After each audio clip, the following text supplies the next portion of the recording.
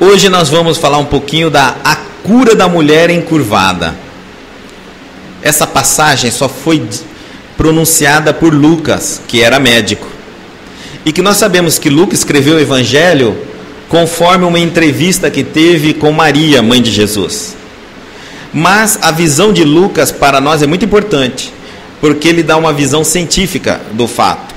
Como médico, ele fez questão de verificar se o que afirmavam na época ser demônios ou obsessões não era simplesmente alguma coisa física, uma doença, uma enfermidade.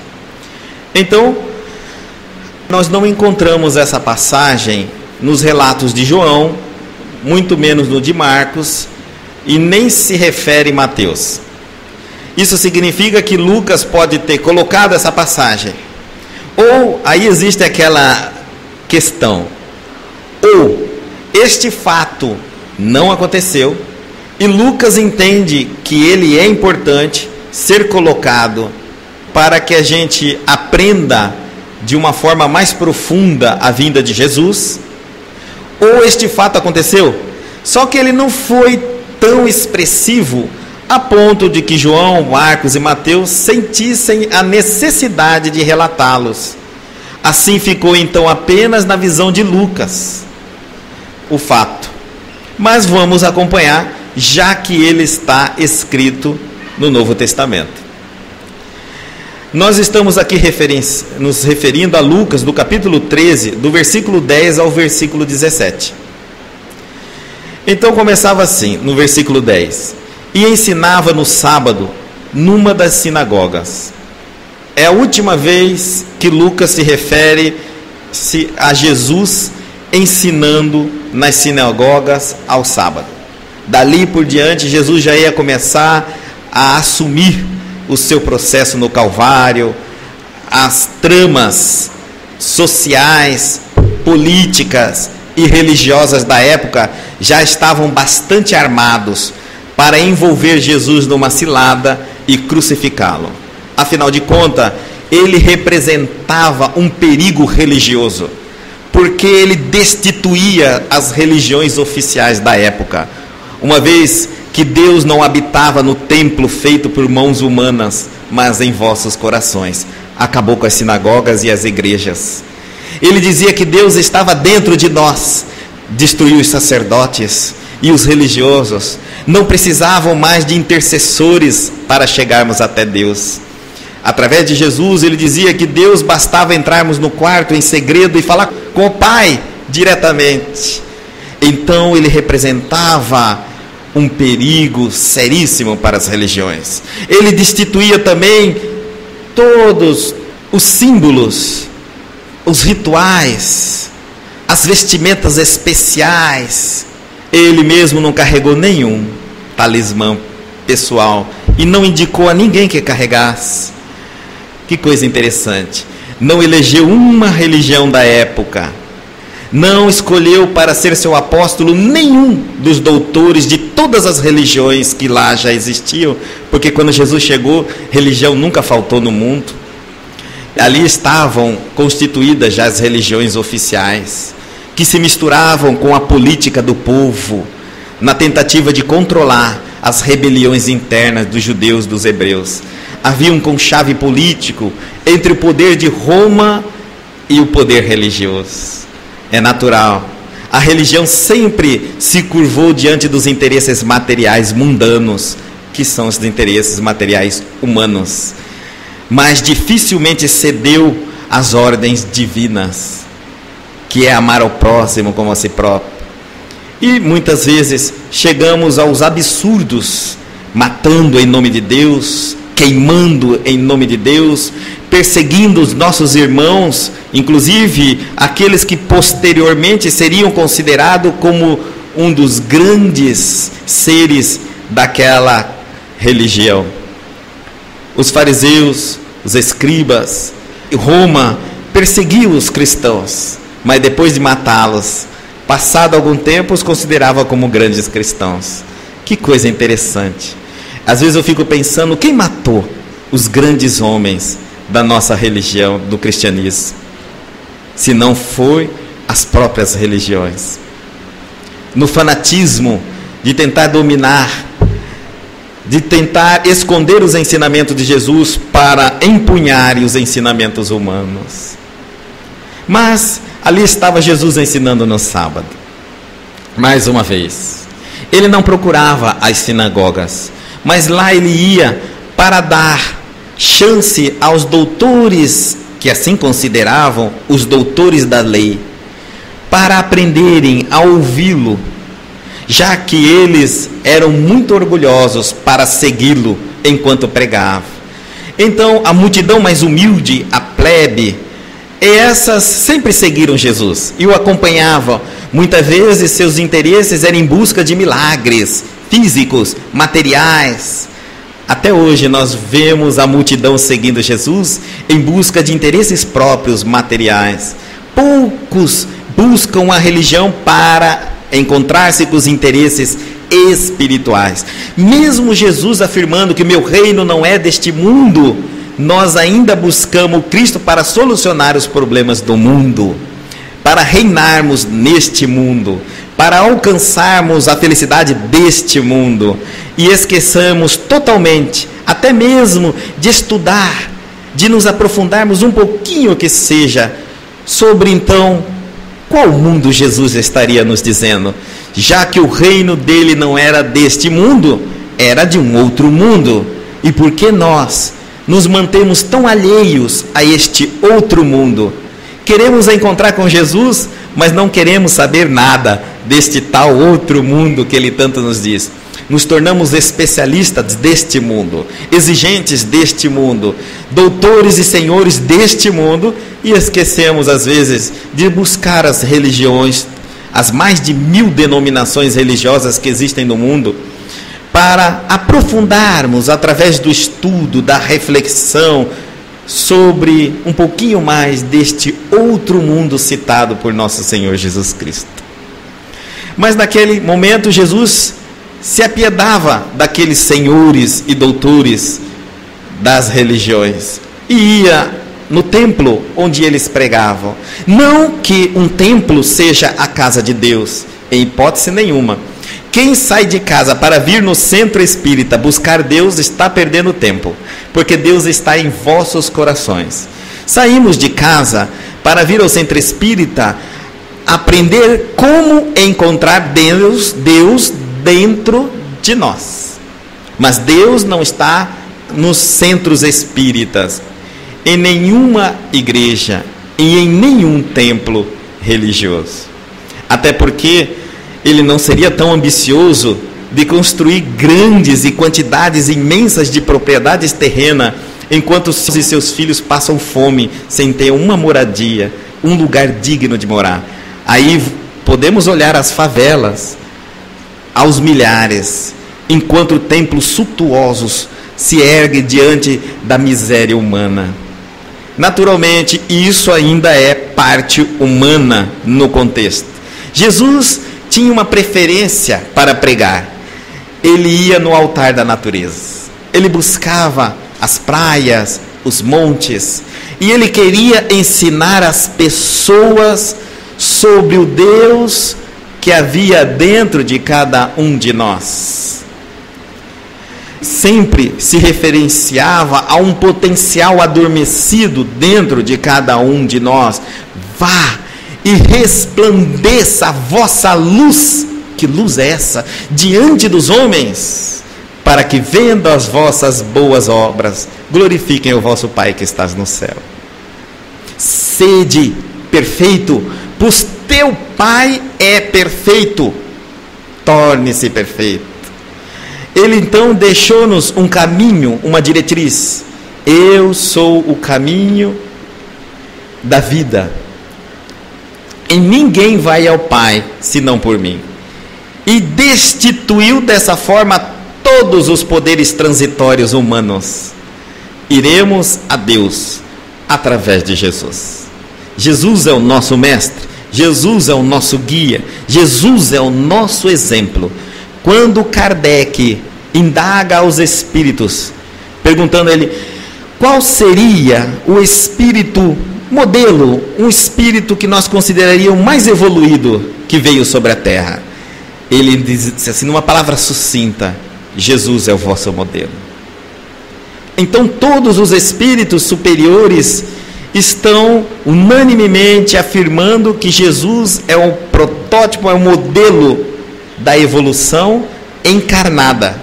Porque João fala no seu evangelho: e o verbo se fez carne e habitou-se entre nós.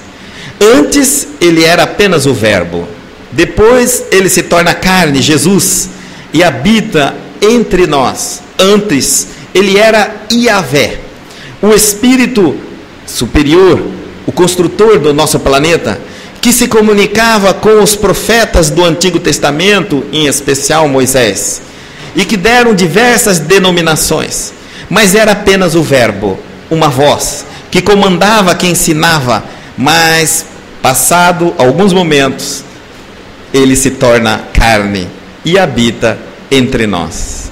Daí então, numa dessas sinagogas, Jesus estava pregando, ensinando, dando a vez aos doutores da lei aprenderem um pouquinho e reformularem os conceitos. Ou eu sempre digo assim: se tudo estava perfeito, se tudo estava correto, por que Jesus veio ao mundo? É porque nada estava perfeito, nada estava correto. Todas as vezes que Deus enviou um profeta para anunciar o ensinamento da terra, esse profeta acaba se perdendo nas confusões sociais, históricas, mundanas, enfim, acaba ficando a transmissão do seu conhecimento num cunho muito pessoal e muito restrito à raça humana.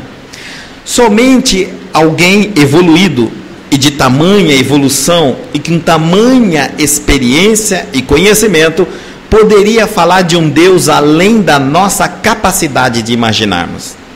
Esse alguém não poderia ser um homem, teria que ser um arcanjo, porque somente os arcanjos estão tão próximos da divindade e poderiam falar daquilo que normalmente convivem na sua rotina diária, do seu dia a dia. Nós, ainda que tentamos compreender Deus, ainda está muito além da nossa inteligência. Os Espíritos nos dão atributos para chegarmos até Deus, porque Ele entende que nós não desenvolvemos ainda a capacidade de compreendê-lo. Porque até a filosofia, estudada profundamente, é difícil de ser colocada em palavras, que são a forma de nós nos comunicarmos. Porque mesmo as palavras são ambíguas, ela tem duplos sentidos, e quando nós as colocamos numa intenção, ou a ordenamos, achando que estamos expressando uma fidelidade do nosso pensamento, os que nos ouvem podem traduzir em outros sentidos. Então, a comunicação verbal nossa nos falha bastante, mas a transmissão do pensamento, a emoção é fiel. Quando Kardec lhe perguntou, na primeira questão, quando você abre o Livro dos Espíritos, você encontra a primeira questão. Kardec faz questão de iniciar com uma polêmica. Ele entrega aos espíritos uma pergunta bastante difícil de ser respondida, porque até então a teologia, a filosofia e depois a teosofia, que é a teologia com a filosofia, ainda não tinham conseguido responder. E ele entra com uma primeira questão desafiando os espíritos: que é Deus? Não quem é Deus, porque seria alguém. Então ele estará afirmando que Deus era alguém. O que é Deus, como se algo fosse. Ele quer a resposta dos espíritos: que é Deus? E essa pergunta revoluciona a nossa ciência, porque os espíritos respondem: é a causa primeira ou primária de todas as coisas. Veja, fantástica a revelação vindo dos espíritos. E só quem pode falar do mundo superior, senão aqueles que estão no mundo superior. Só quem pode falar do Japão, senão os japoneses, da França, senão os franceses, e do mundo espiritual, senão os espíritos. Eu fico muito interessado e observando que muitos encarnados afirmam as coisas do outro lado como se ele fosse morto, desencarnado. E eu fico perguntando, todas as vezes que eu ouço, falo, mas como é que ele sabe tudo isso? Algum espírito deve ter lhe dito. Porque é impossível nós, do lado de cá, saber como é que as coisas funcionam do lado de lá. A não ser quando alguém do lado de lá diz, alô, terra, mundo encarnado, as coisas aqui funcionam assim, assim, assim. E às vezes queremos indagar e questionar com os que vivem no mundo espiritual, dizendo que eles estão errados e que nós estamos certos. Não é uma falta de coerência? É como se eu quisesse falar aqui do Japão e um japonês levanta e diz assim, Guto, peraí, não é assim lá no Japão. Eu moro lá, eu vivo lá, é assim, assim. Não, você está errado. Daqui por diante vai ser assim. Que absurdo. Estamos vendo constantemente pessoas vivas falando do mundo espiritual, afirmando as leis de Deus, dizendo que acontece e deixa de acontecer no céu, no inferno ou em qualquer lugar que não seja a terra. Não damos conta nem do nosso planeta, coitado. E ainda estaremos dando conta do mundo espiritual. Deixamos então isso a cargo dos espíritos, que são seres extracorpóreos que vivem do outro lado. E que para eles falar sobre como as coisas lá funcionam é falar simplesmente da sua rotina do dia a dia. Lógico que eles não estão ligados ao afirmarem como as coisas funcionam do outro lado nos seus dogmas, nos dogmas humanos. Eles não estão preocupados se algum dos seus ensinamentos afetarão esta ou aquela filosofia religiosa. Até porque eles não se consideram entre nenhuma delas, dizendo que religiosidade está acima das religiões. Religiões são criadas pelos homens. Religiosidade é a capacidade que eu tenho de amar o meu próximo, simplesmente porque ele é filho de Deus e meu irmão. Jesus ensinava.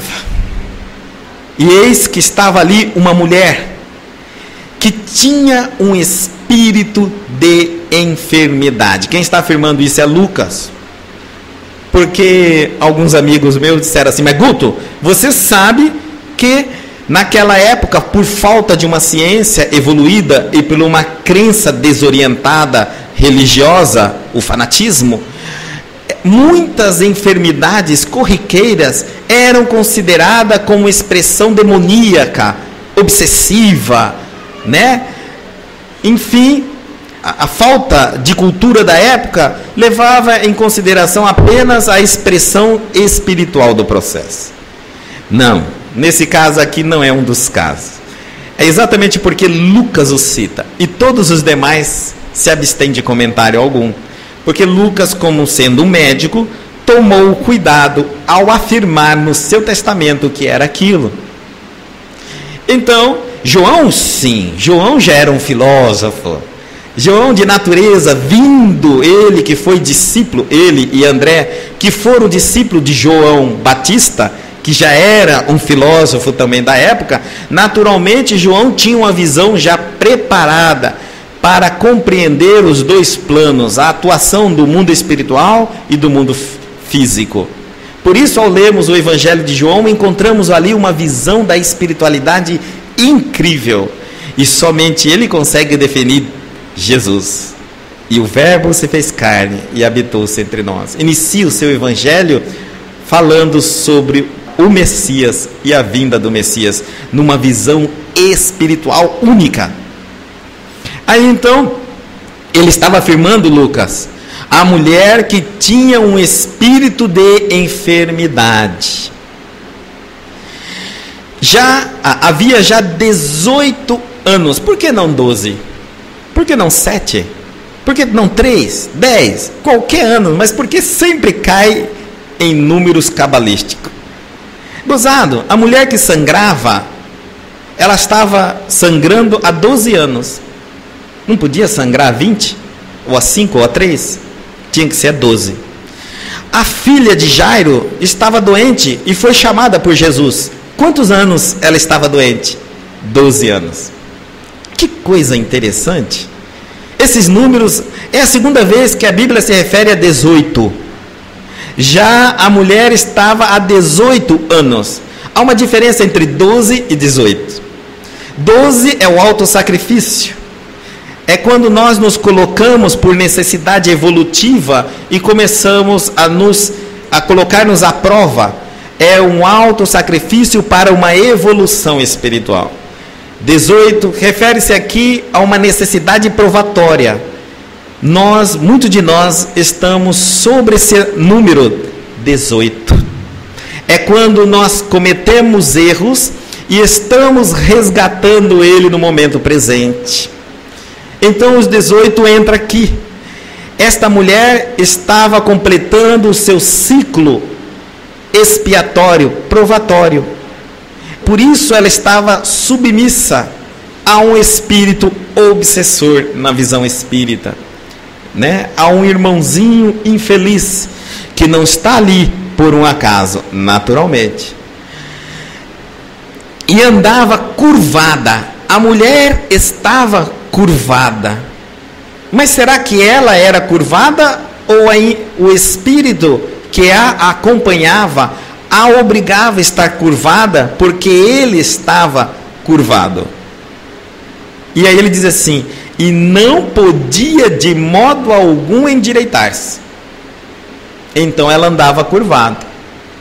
Nós sabemos hoje que a posição de encurvar é quando nós nos sentimos caído, frágil, incapaz de encarar as pessoas, olhando somente para as nossas próprias dores, para os nossos próprios problemas. Muitos de nós perdemos grandes chances de tratamento espiritual, porque olhando somente para o nosso umbigo, esquecemos de dar valor às pessoas que nos dão a mão. Cometemos isso demais.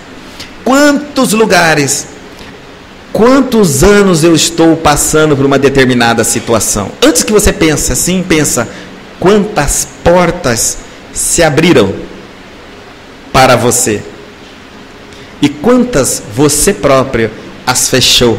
Porque anda encurvado, anda como um corcunda, olha somente para os passos que dá, somente para o teu umbigo, só fala dos seus problemas e não consegue nem sequer enxergar aqueles que lhes dão a mão, que lhe chamam, que lhe orientam, que lhe têm paciência, que lhe têm indulgência. Mais ainda, se você está tão fechado assim, provavelmente você não é capaz de enxergar nem a dor daqueles que estão à sua volta. Essa mulher já havia 18 anos passando por este processo. Ela não conseguia endireitar-se. E vendo-a Jesus, chamou a si e disse-lhe: mulher, estás livre da tua enfermidade. Imagine, vamos lembrar naquela época esse fato. As mulheres não adentravam no templo religioso, ou seja, das sinagogas, e sentavam-se aos primeiros bancos, como hoje é costumeiro. Afinal de contas, os direitos das mulheres só foram conquistados na meados do século XX. Naquela época, as mulheres, quando adentravam-se nas sinagogas, elas se sentavam lá nos últimos bancos.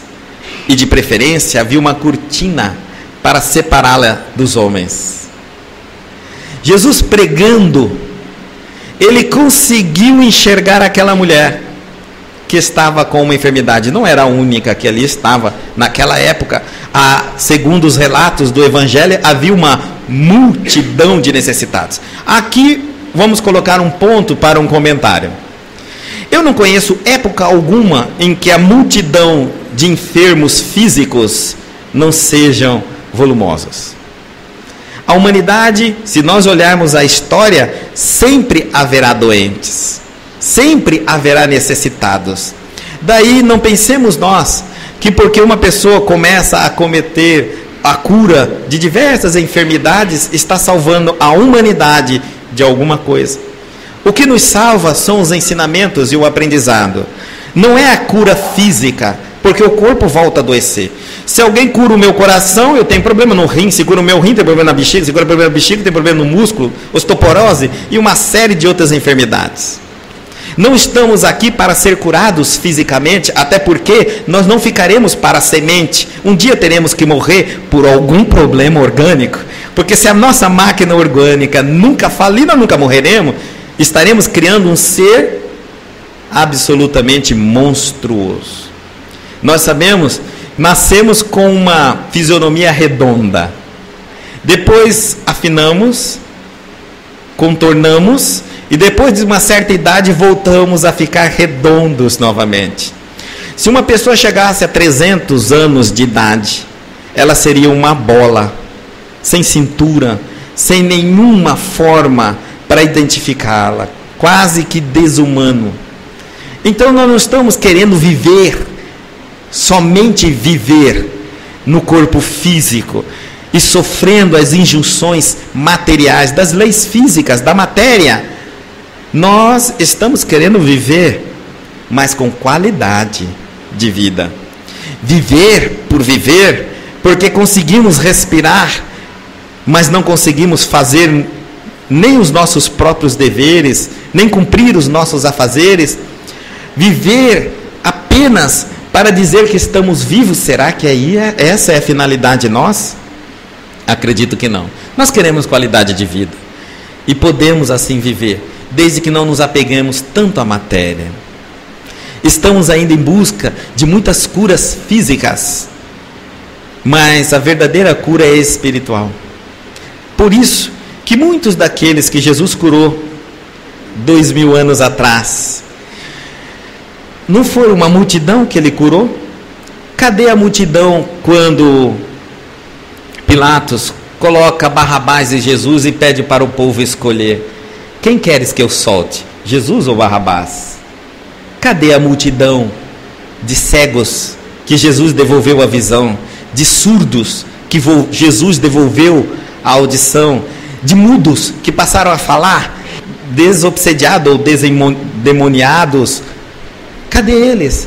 Cadê aqueles que se beneficiaram fisicamente dos milagres de Jesus? Não apareceram. Incrível, não? Porque nós somos assim. Todas as vezes que conquistamos algo físico, dificilmente legamos o mérito a Deus. Difícil. Legamos às vezes o mérito ao médium que nos curou, ao sacerdote, ao pastor, porque fulano de tal tem o poder de me curar, fui ele que me curou. Esquecemos que Deus age através dele. Como nos deu cura física, eu sempre interpreto poderes humanos no processo. Quando alguns de nós nos dizem assim, não, eu curei, eu sei como. É que eu comecei a tomar um remedinho, eu fiz um regiminho, eu sempre dou uma resposta para as indagações. Fulano, como você conseguiu sair dessa depressão? Não, eu reagi. E Deus fica onde? Nesse processo. Então todas as vezes que nós encontramos curas físicas, dificilmente damos a Deus esse milagre. É nosso. Nós merecemos, nós conquistamos, nós fizemos, e assim vai ser sucessivamente. Naquela época, e agora não se faz diferente. Então a mulher estava encurvada, Jesus conseguiu enxergá-la no meio da multidão. E ele a manda chamar. Aqui é importante nós observarmos, ninguém a trouxe, ninguém pediu por ela, não houve um intercessório algum, nem mesmo ela se pronunciou até Jesus pedindo, Senhor me cure. Não houve intenção dessa mulher de ir naquela sinagoga, naquele sábado para ser curada. É uma cura especial. Essa passagem é um brinde às pessoas que dizem assim, mas quando que eu vou conseguir sair dessa minha situação? Eu digo, não precisa nem pedir. Deus sabe o que você necessita e sabe o que você merece. Basta cumprir os seus deveres e suas obrigações.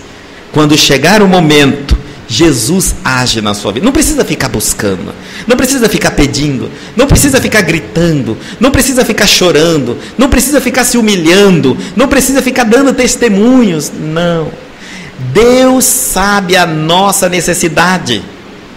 E aqui, essa passagem brinda aqueles que sabem esperar. 18 anos não é brincadeira, 18 anos é uma vida, é uma juventude toda.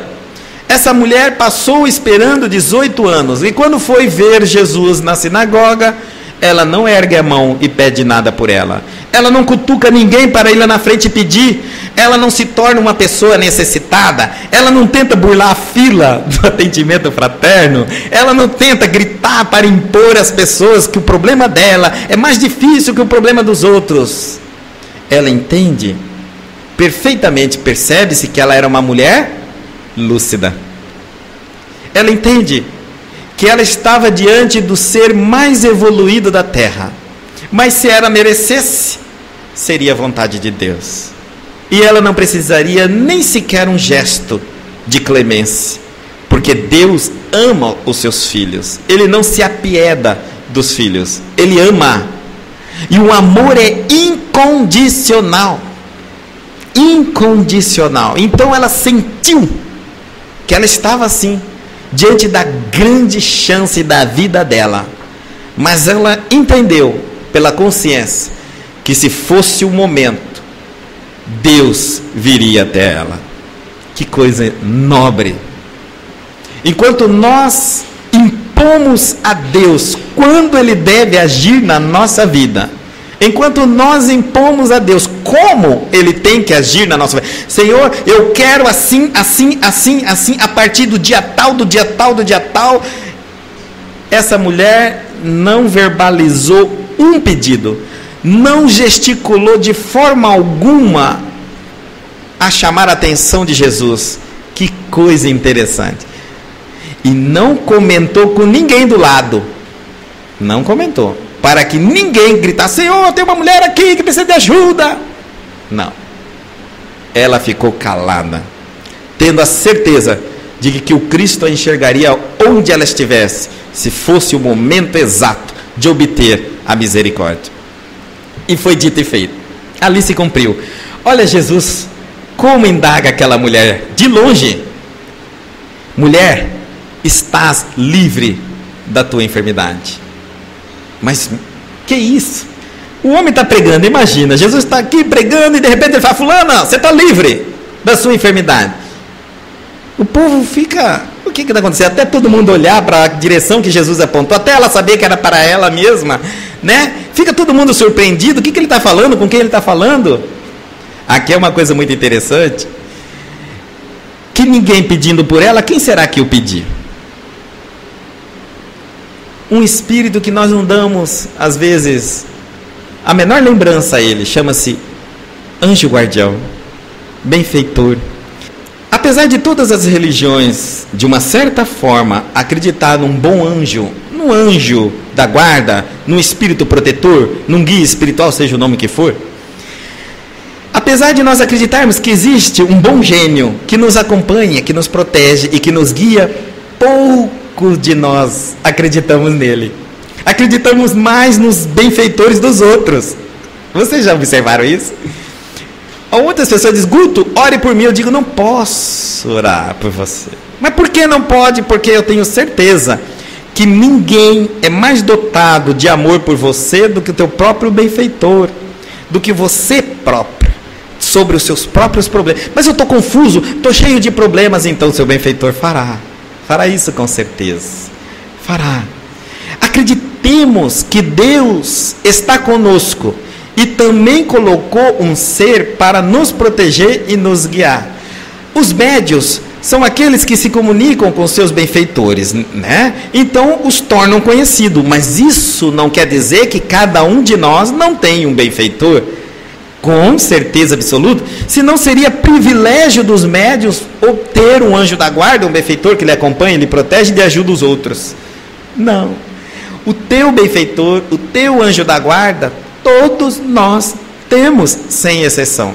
E quando nós chegamos no local de auxílio, os seus benfeitores correm na frente para chamar a atenção da equipe socorrista da espiritualidade. Olha, eu trouxe meu pupilo, ele está assim. Por isso que não existe adivinhação. Muitas vezes quando entramos no atendimento fraterno e Guto fala alguma coisa, ele adivinhou, não existe adivinhação para nada. O teu benfeitor é que contou para o benfeitor da casa, para um dos trabalhadores espirituais da casa, o seu problema.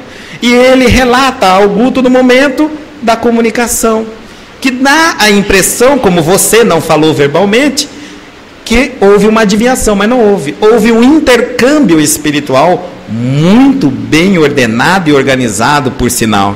Nós nem imaginamos, nós somos aqui meio desorganizados, mas na espiritualidade eles são muito organizados.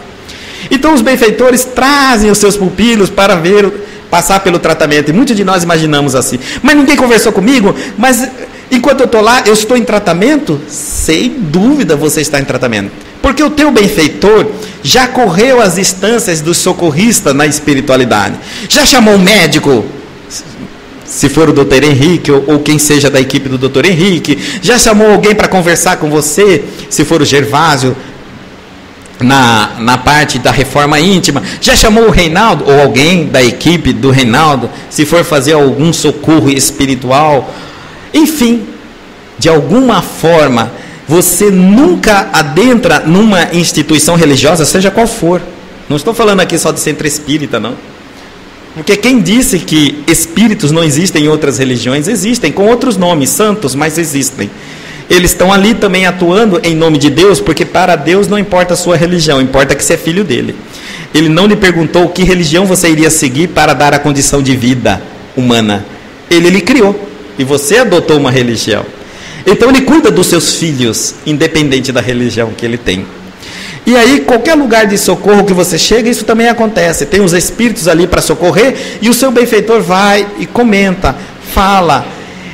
Ele segue todas as regras do local. É nós que não, mas nós ficamos nervosos, às vezes tem que esperar, às vezes tem que isso, tem que fazer aquilo. Mas o seu benfeitor senta, espera, conversa com um, explica a situação, indaga que tipo de intervenção vão fazer, se é uma cirurgia, enquanto está na missa, enquanto está no culto, enquanto está na palestra, ou se vai fazer é uma cirurgia espiritual, ou vai fazer uma desobsessão. Então, a partir do instante, desde o momento em que eu adentro numa instituição religiosa, eu já estou em tratamento. Estou em tratamento.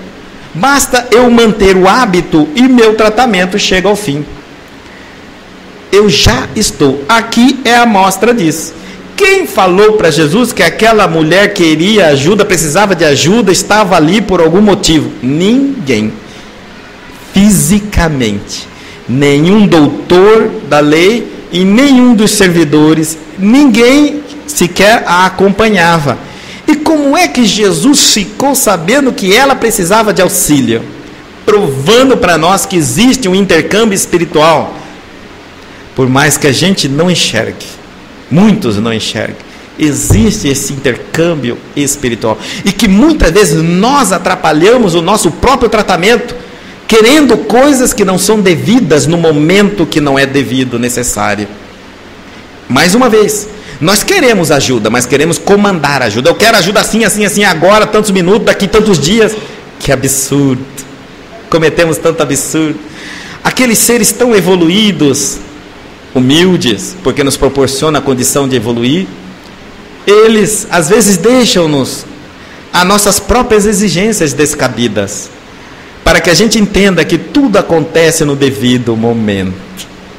Estar aqui já é um passo para encontrarmos a cura, a saída, o final de um túnel, de um sofrimento. É só um passo. Só um. Agora o resto, cabe ainda a nós mantermos íntegro na compreensão das nossas situações, no entendimento do que é que essa situação está querendo me dizer. O que Deus quer me dizer? Nada acontece na minha vida por acaso. Numa lei de perfeição absoluta, não existe acaso. Se algo está acontecendo na minha vida, é porque tem uma finalidade. Antes de eu buscar a causa, eu preciso entender por que estou passando por isso. Isso é o principal. Se eu entender por que estou passando, eu mato o problema na raiz. Se eu não entender, eu mato na superficialidade. E aí volto a reincidir no erro, volto a ter o mesmo problema. Albert Einstein dizia assim: se você manter os mesmos padrões de pensamentos, provavelmente manterá os mesmos problemas. Porque todo problema nasce de onde? Do seu pensamento. Porque problema não existe. É uma questão de ponto de vista. O que é problema para você não é para mim, o que é para ele não é para ela. E assim sucessivamente. problema é quando encontra uma situação que para muitos já passaram e é fácil de resolver, igual a equação de matemática. É quando encontro uma situação em que eu faço uma análise de todas as minhas experiências e todo o meu conhecimento e não consigo equacionar aquela dificuldade. Eu não consigo achar uma saída. Aí, então, eu intitulo como um problema. Chama-se, na realidade, desafio existencial. Joana de Ângeles coloca dessa forma para nós. Então, ele diz assim à mulher: mulher, está livre da tua enfermidade.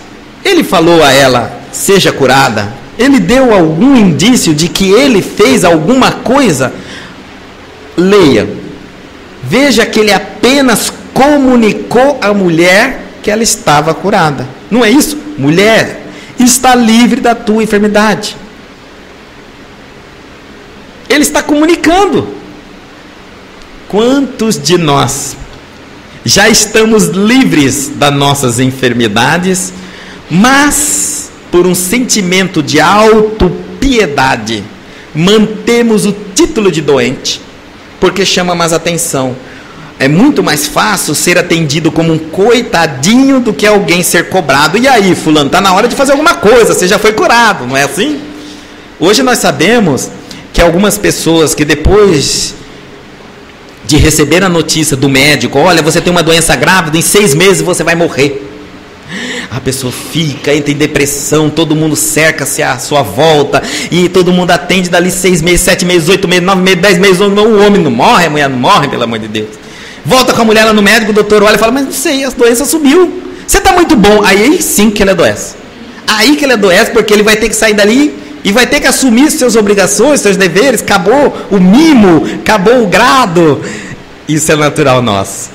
Então muitas vezes nós já passamos pela situação, mas nos apegamos à dificuldade.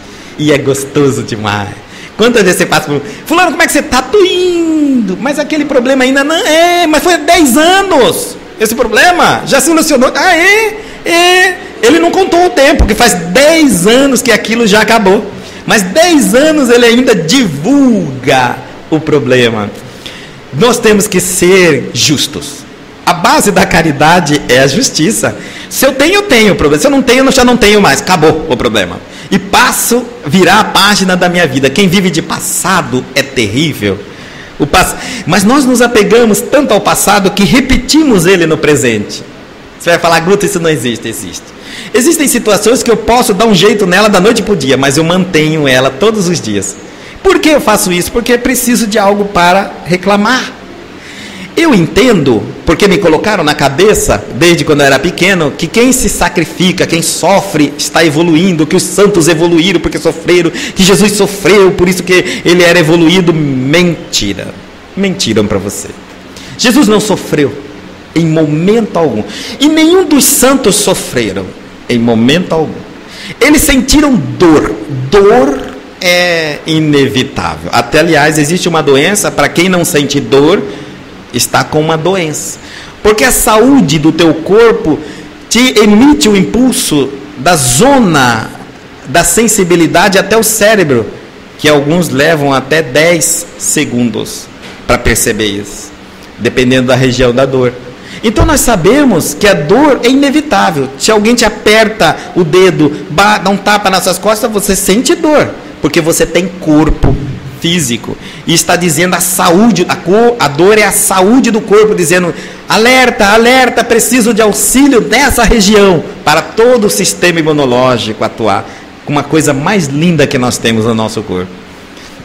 Agora, sofrimento é revolta, é não aceitar porque sentimos a dor. E aqui eu vou colocar bem claro para vocês entenderem: um pai pode estar sofrendo com a doença do filho, que sente a dor da doença, e o filho alegre: não, papai, fica tranquilo, vai tudo dar certo. Está vendo? Um sofre, mas não tem a doença e nem a dor. E o outro que tem a doença e a dor não sofre, porque um aceita pelo que está passando e o outro não aceita pelo que passa. Daí, quando nós pensamos que sofrer nesse mundo é evolução, estamos enganados. Porque quem está sofrendo está se revoltando, não está entendendo o mecanismo da evolução. E quando nós não entendemos o mecanismo da evolução, nós não evoluímos. Quando eu entendo o mecanismo da evolução, eu aceito, eu me consolo. Aí está o Consolador prometido. As explicações das causas das nossas aflições e do nosso sofrimento. Que Jesus disse que estaria conosco até o final dos tempos.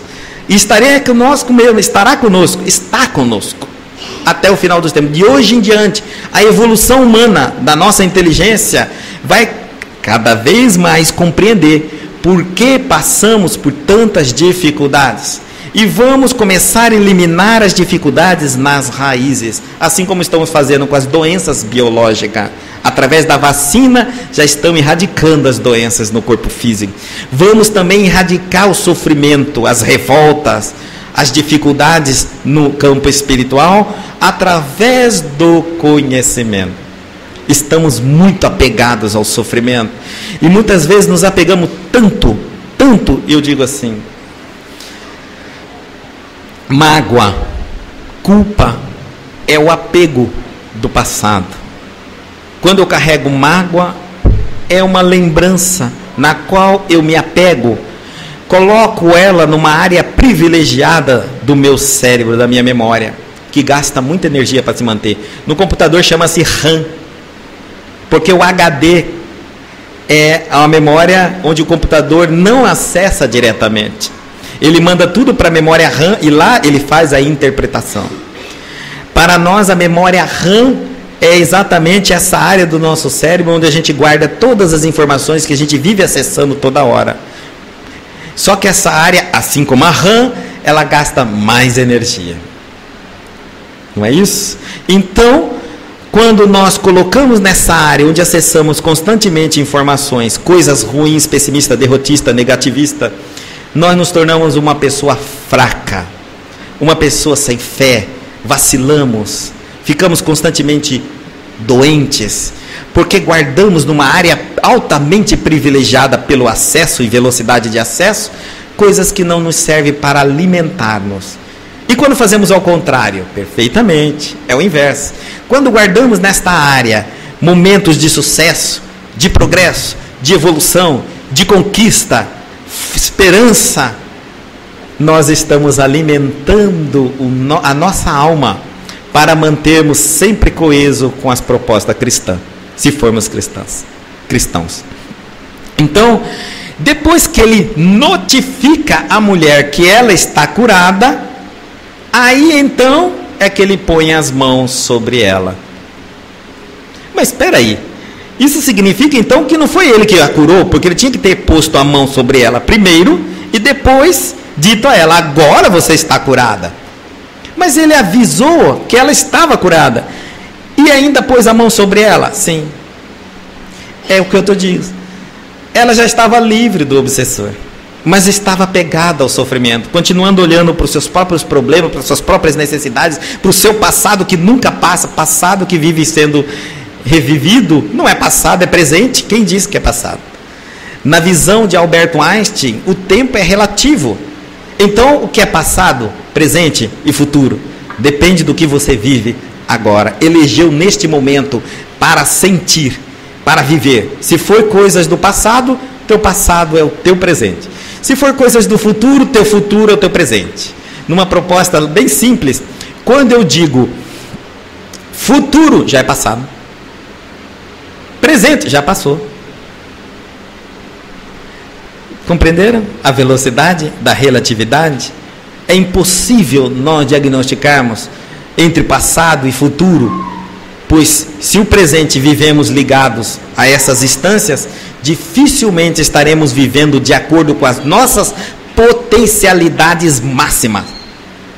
Nós somos altamente potenciais, criativos, mas esquecemos tudo isso para viver frustrações, para ficar fincado lá naquela época onde tudo deu errado na minha vida e tentar justificar no momento do agora todos os insucessos que estão ocorrendo. Perca de tempo. Agora Deus te deu uma nova oportunidade. Essa oportunidade chama-se presente. É o presente.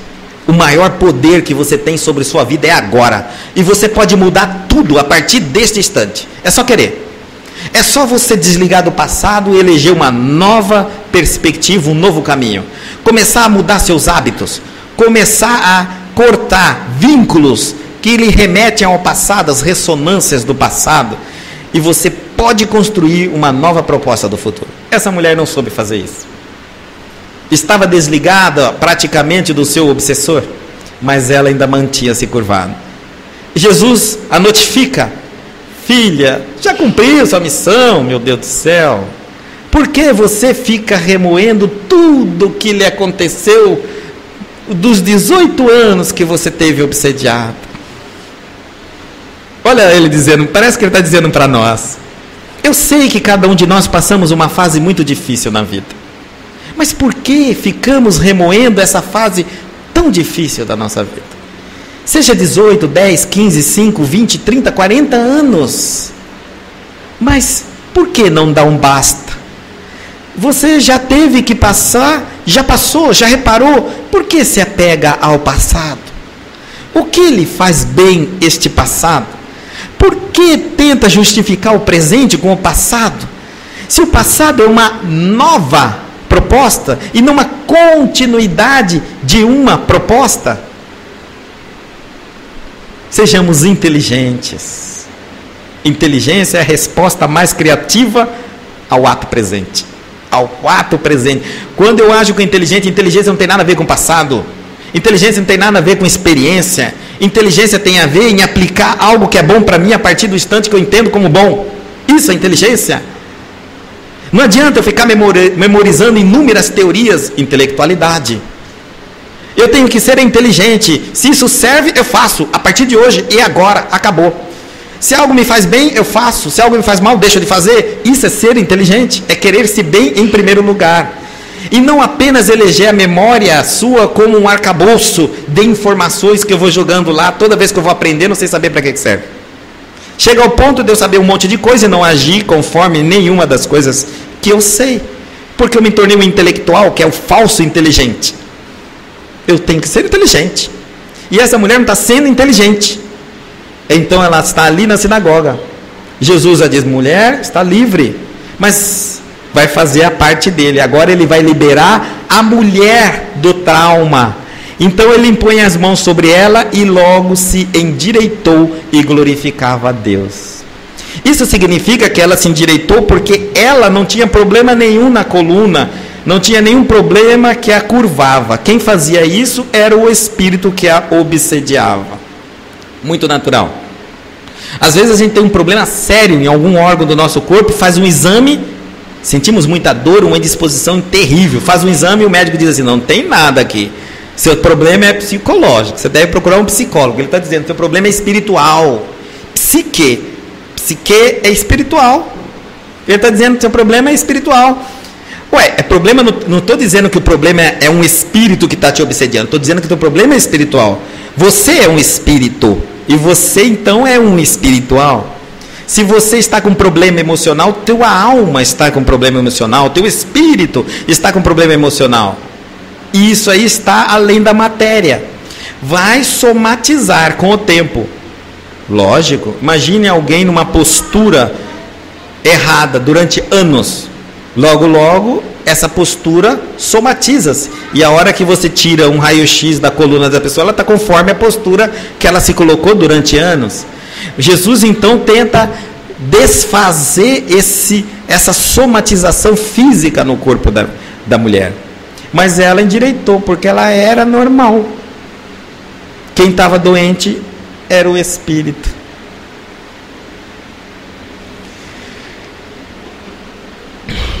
E tomando a palavra. Aí então aqui, gente, vocês vão falar assim, pronto.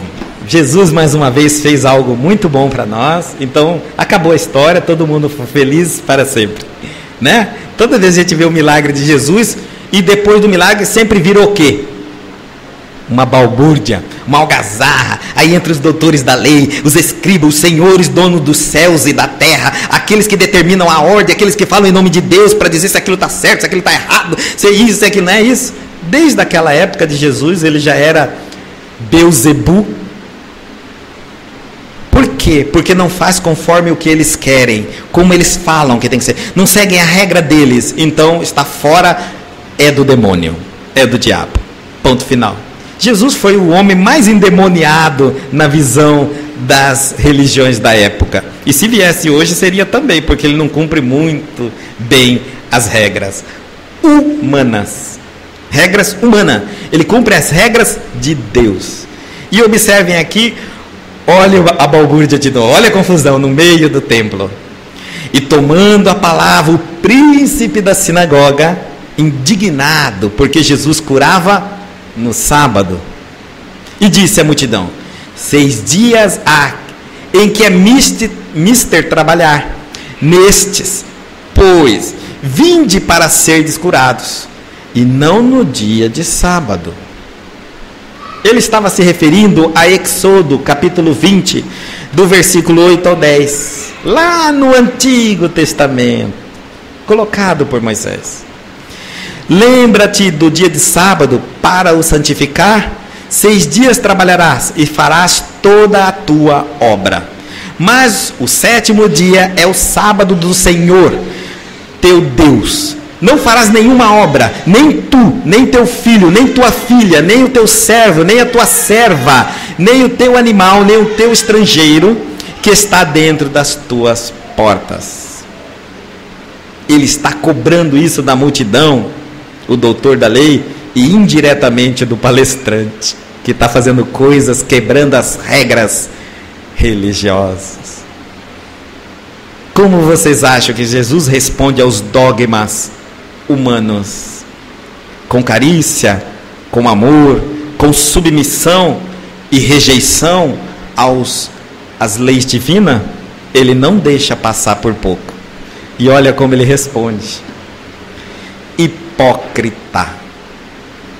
Hipocrisis, que vem da palavra grega hipócrisis. Era os atores de teatro que, ao incorporar um personagem para fazer o teatro, eles eram chamados de hipócrisis. Hipocrisia é falso. Ele adotava um comportamento, uma atitude que não era dele. Ele incorporava a atitude do personagem.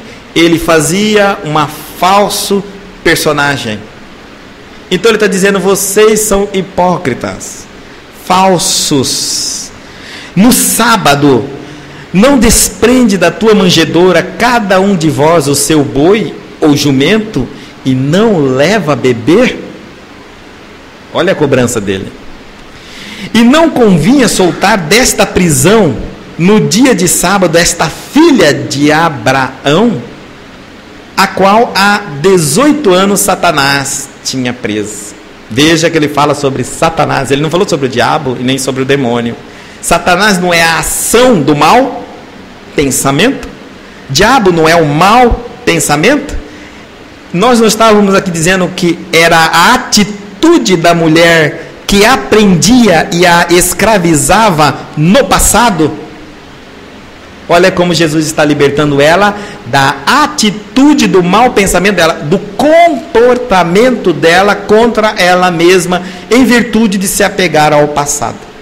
Viver constantemente o sofrimento que já passou e já acabou, por pior que seja. Então, ele chama a atenção dos doutores e diz assim: como vocês são interesseiros. Quando a questão é material, que é o teu boi, quando a questão é o teu jumento, que passa pela parte financeira, aí Deus não descansa nunca, porque vocês cobram juros todos os dias do ano. Ninguém pula o dia de sábado para deixar de cobrar juros. Quando as coisas é materiais, vocês não perdoam o sábado. Agora, quando as coisas é de Deus, aí sim, né? Aí tem data para tudo. Não parece um pouco conosco? Vamos transportar para o nosso dia a dia. Quando as coisas são material, a gente trabalha o dia inteiro, dia, tarde, noite, madrugada, e ninguém fala nada, só fala assim: nossa, fulano é um homem trabalhador. Agora, se nós dedicarmos às coisas religiosas, fulano é fanático, pelo amor de Deus. Você viu aquele rapaz, coitado, ele carrega um livro espírita. E aqui eu sempre conto essa questão, porque lá no condomínio tinha uma senhora que ela ficava, ela é de uma outra denominação religiosa, e ela ficava na janela o tempo todo, e aí tá eu saindo todo dia, voltando, saindo e voltando, ela tá ali um dia, ela falou, mocinho, porque ela já havia perguntado, né, lógico, para onde que esse homem vai, né, todo dia com esses apetrechos, entra e sai, e aí ele perguntou assim, mocinho, onde que você tá vindo? Ela me esperou na vinda. Eu tô vindo do centro espírita. Ah, coitado, aquelas vezes que você tô indo e vindo, coitado, me dá teu nome, eu levo lá para minha religião, resolve o seu problema. Olha só, nós imaginamos que a relação com Deus é eterno pedição e obtenção, pedição e obtenção. No Natal nós damos descanso para Deus, porque para muitos Deus é Papai Noel durante 364 dias do ano, e um ano a gente deixa Deus de lado e pede para o Papai Noel os presentes da nossa vida. A gente faz assim, normal, trocamos uma coisa pela outra. Na realidade, a nossa relação com Deus é aprendizado, evolução, autossuperação, autovencimento de nossas dificuldades, conversão dos defeitos em virtudes, reforma íntima. Essa é a relação divina nossa. Não é essa eterna submissão de pobre coitados. Então, ele diz assim, olha, e nós deixamos isso de lado, né, assim? Quando é religioso, a gente faz, quando tá a coisa para explodir, a gente busca auxílio. Resolveu, acabou. A gente confunde religião com pronto socorro. Só procura quando precisa. Não. A religião é uma escola, aonde nós aprendemos como é viver como espíritos. É o único local do planeta que a gente ouve falar de Jesus Cristo, moral, ética. Em nenhum lugar vocês vão encontrar isso. Vocês podem tirar o diploma que vocês quiserem, na graduação que vocês quiserem, não ouvirão falar sobre moralidade, moral e ética. Por isso estamos vendo quantos advogados aí soltando os bandidos da cadeia, médico que deixa pessoas morrerem porque não tem dinheiro para pagar, ele que jurou preservar a vida e fazer tudo para manter a vida. Estamos vendo engenheiro que constrói para cair na cabeça dos outros porque era mais barato para ele, então ele fazia a casa, não importa, não vai cair na cabeça dele. Entendeu? E vendo cada absurdo, porque nós ainda não entendemos essa relação com Deus. E muitos se vangloriam, nunca, graças a Deus, precisei entrar num centro espírita. Eu digo assim, então você ficou à margem, quanto tempo do conhecimento, do amor divino que se expressa somente através da compreensão. Qual é o primeiro mandamento? Amarás o Senhor teu Deus de todo o coração, de toda a tua alma e de todo o teu entendimento, de toda a tua compreensão, de toda a tua capacidade intelectual de o entender.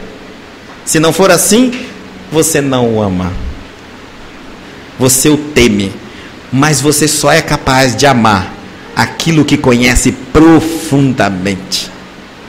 Vocês amam o Zé? Você vai falar, quem é Zé? Pois é. O Zé? Pois é. Então não ama?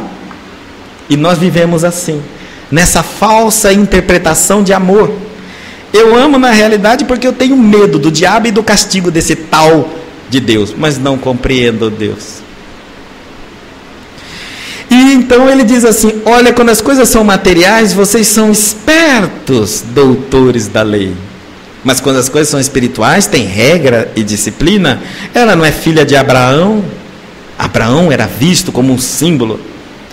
E é muito interessante, Abraão, visto ali uma autoridade de respeito, ela é filha de Abraão. E por que nós não estamos socorrendo? E não é a primeira vez que Jesus chama a atenção disso. Ora, gente, até parece que o calendário romano terreno, porque é um calendário romano, é o mesmo calendário celestial. Que pobreza da nossa interpretação. Eu fico às vezes pensando, como podemos, se no próprio planeta Terra existem mais de um calendário, o nosso é romano, mas em outros países nem sempre usam o calendário. E a gente acha que Deus segue o nosso calendário, que no céu existe domingo, sábado, segunda, terça e quarta. Pelo amor de Deus, nós não sabemos que o céu, que as 24 horas do dia é composto pela rotação do Sol em torno da Terra? E como é que eu acho? Da Terra, do Sol em torno da Terra. E como é que eu acho, então, que existe um Sol também, é o mesmo tempo de 24. Então Deus tem um relógio igual ao nosso. O tempo divino é igual, o espiritual é igual ao nosso. O calendário é igual ao nosso. Então eles têm feriado lá também, é o mesmo nosso. Que absurdo da nossa parte, ainda acreditar que Deus obedece leis humanas, e estamos assistindo isso constantemente, pessoas dizendo que Deus faz assim, ponto final. E eu digo, aonde que ele conversou com Deus para saber tanto assim? Que Deus é assim, e que Ele não permite, e que não sei mais o que. Eu fico pensando, é Deus obedecendo o homem, se submetendo à vontade orgulhosa humana. Ao invés de nós sermos mais humildes e entender o mundo espiritual por aqueles que querem nos ensinar, nos tornamos soberbos e ditamos as leis do mundo espiritual. Um dia tem que acabar. E dizendo ele isto, todos os seus adversários ficaram envergonhados, e todo o povo se alegrava por todas as coisas gloriosas que eram feitas por ele. Fechando os nossos olhos. Pai, todos nós temos um motivo, e este motivo nos trouxe aqui hoje, agora. O acaso não existe na tua lei suprema? Em submissão absoluta, entendemos que o que ouvimos hoje nunca foi para mais ninguém do que para nós mesmos. Ninguém aqui faltou que não necessitasse ouvir. Mas já que aqui ouvi, ensina-me, Senhor, a ser humilde e refletir com o meu benfeitor, com o meu anjo da guarda, para que as minhas ideias se aclaram, expande o meu horizonte, as minhas crenças se tornam mais racionais, lógicas, mas que nunca deixam de embalar os sentimentos nobres do amor, do respeito, da bondade, da indulgência, na busca incessante do convívio com a paz. Ensina-nos, Senhor, a te amar, a te honrar, mas não somente pelos lábios, não somente pelos rituais, mas compreendê-lo profundamente. Que teu evangelho seja traduzido nos ensinamentos que necessitamos no presente. Passa então a ser normas, leis que nos dirigem para o amanhã, seguro de que a sua presença está dentro de nós. Pai de amor infinito, colocamos as nossas vidas, as nossas dificuldades, os nossos problemas aos teus pés, certo absolutamente de que todas as soluções estão por vir, porque nada acontece que não tenha solução e que não seja para o meu aprimoramento. Estas soluções aguardam o meu avanço intelectual, o meu avanço moral, e então conseguirei enxergar aquilo que nunca esteve longe de mim, mas que eu não podia sentir, porque estava disperso na busca de coisas que não contribuem para a minha própria evolução. Auxilia-nos, Senhor, a manter-nos motivados para buscarmos constantemente aquilo que está dentro de nós, que é o vosso amor, os vossos ensinamentos, e buscando as fontes onde refletimos sobre aquilo que nos ensinou, que são os estudos, que possamos ser alertados no momento em que estivermos nos apegando excessivamente ao passado. Auxilia-nos a libertar-nos do passado. Faça-nos compreender nesse instante, através de nossos benfeitores, que o passado não promove progresso. Ele apenas nos ensina o que não devemos mais fazer. Mais nada. Obrigado, Senhor, pela infinita e misericórdia proposta que é o presente.